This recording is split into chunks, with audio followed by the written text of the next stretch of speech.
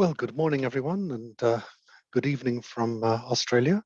I want to talk today about losing ground, the trauma of post-glacial submergence, and the lessons we can take from that for the future. My talk today has got four parts. The first part will be giving a bit of background on post-glacial sea level rise and the associated loss of land. Then I want to talk a little bit about how memories of this event, the loss of land, have been retained in memories in ancient oral traditions. Then I want to talk something about what we know about the responses to sea level rise, known and inferred, and then finally get on to lessons for today. And a lot of this has been written up in my 2021 book from Bloomsbury, Worlds in Shadow, Submerged Lands in Science, Memory and Myth. And please don't go and order this and expect it to be an academic textbook. It's written for a non-specialist audience. So without further ado, let's start talking about post-glacial sea level rise and land loss.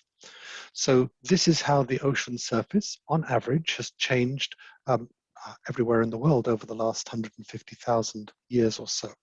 And you can see very clearly on the left of this diagram, you can see the higher than present sea level during the last interglacial, and then the long, slow decline of sea level during the last ice age, the last glacial, and the coldest time of the last ice age around 22 to 18,000 years ago.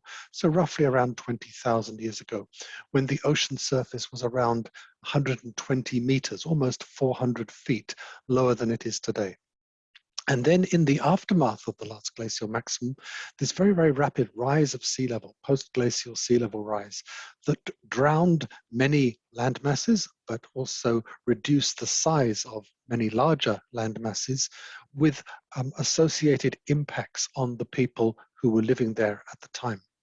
Now, let's have a few examples. So Australia, for example, lost around 23% of its total land area after the last ice age. So between about 15,000 years ago and about 7,000 years ago, the sea level rose and all the land that you can see there in the lighter shade was submerged. And the trauma of this multi-generational land loss is reflected in memories preserved in ancient stories. And Australia is a really good example because the cultures, the indigenous cultures of Australia have been in place for around 70,000 years. And for most of that time, they have been uninfluenced by other cultures. So stories, it's the optimal conditions, if you like, for story preservation. And we now have stories from at least 21 places all the way around the coast of Australia, talking about submergence, times when the coastline was further out to sea, when what are today islands offshore were contiguous with the mainland. And it's pretty much the same in other parts of the world. Here's the example from Northwest Europe. So you can see the yellow here shows the land during the last ice age, and the gold color shows the present day geography. So really since about 15,000 years ago, the ocean surface has risen and has drowned or submerged all of this yellow colored area there. And again, the trauma of that land loss is preserved in memories of submerged lands and other ancient stories. And I'll give you some examples in a minute. But here are some of the places in that region where ancient stories of submergence exist. Lots of stories off the coast of Brittany, others off the Celtic coasts, the Celtic coasts of Wales and southwest England in particular. So let's move on then to memories in ancient oral traditions. So these are the Australian stories again. Most of them were passed down for hundreds of generations as oral stories. I'm going to talk about two examples. The first one from the Gulf of Carpentaria in the north of Queensland, and the second one from close to Sydney, the central part of Sydney, Botany Bay and the Georges River.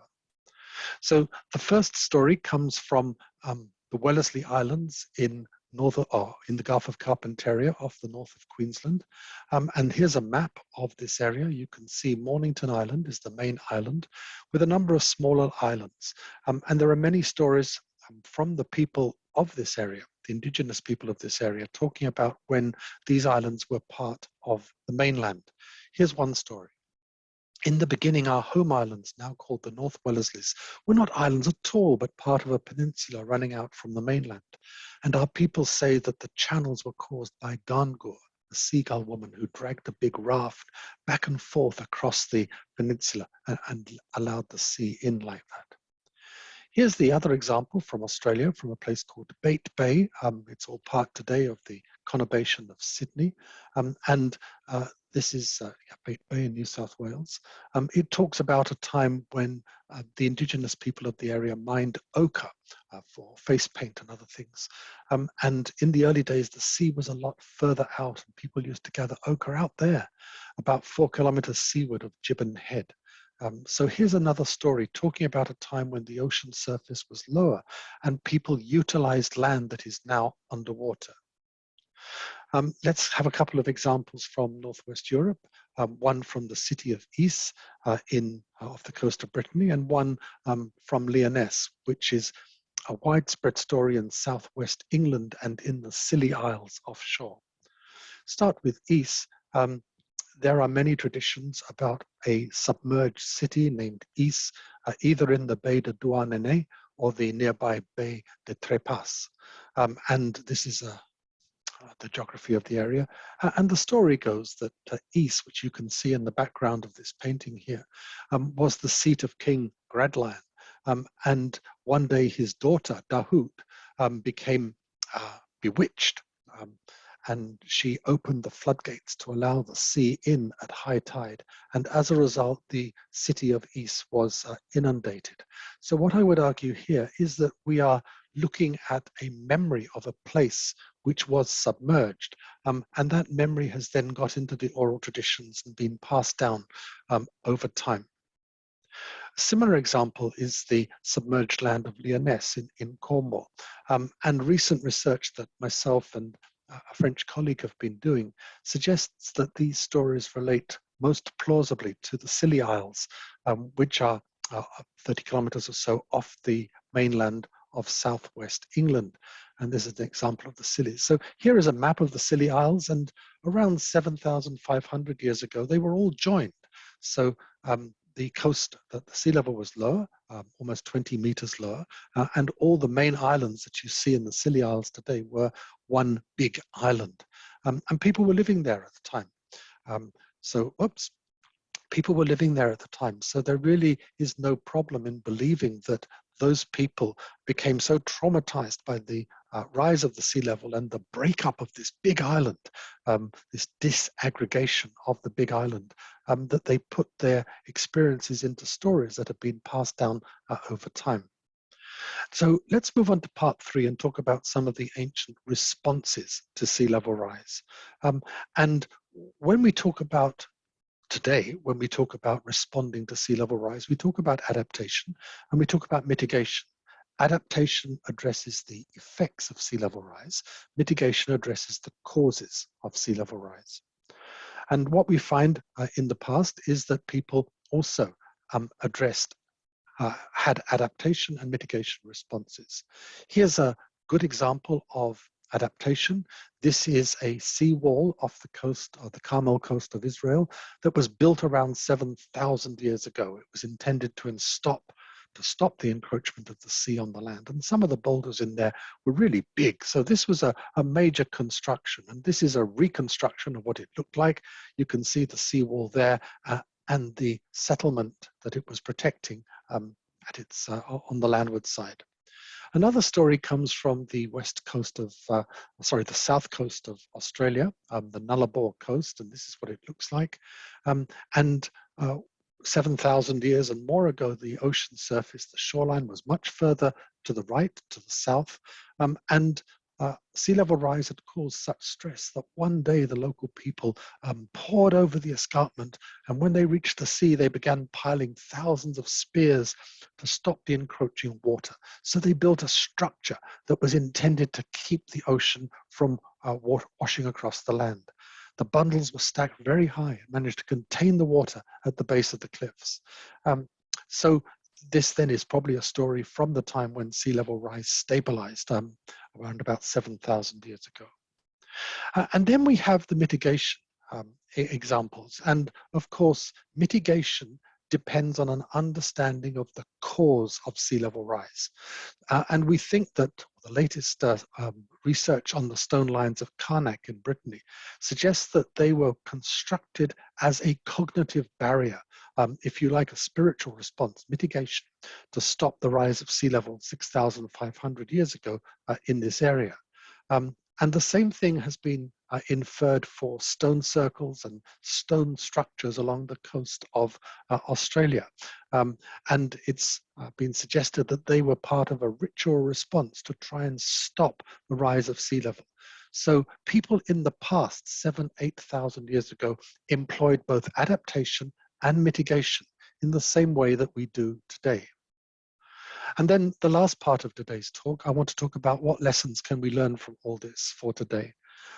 Well, here is a view of the coast of Wales, and many Celtic stories here tell of a sunken city named Cantragwaelod, which became flooded and later abandoned because its floodgates were left open at high tide.